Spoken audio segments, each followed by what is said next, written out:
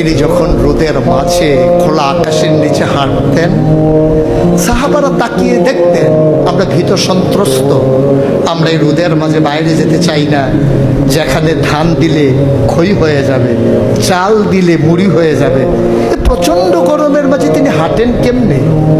অবাক বিশ্বের উপরের দিকে তাকিয়ে দেখতেন নবী হেঁটে যায়, আর নবীর মাথার উপরে একটা মেঘের টুকরা ছায়া হয়ে হয়ে পাশে পাশে যায়।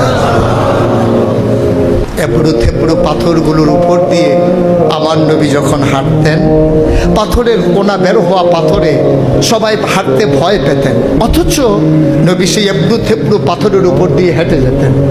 তারা চিন্তা করতেন নবীর কদমের নিচে এই শক্ত পাথর পড়লে উনি কি ব্যথা পান না?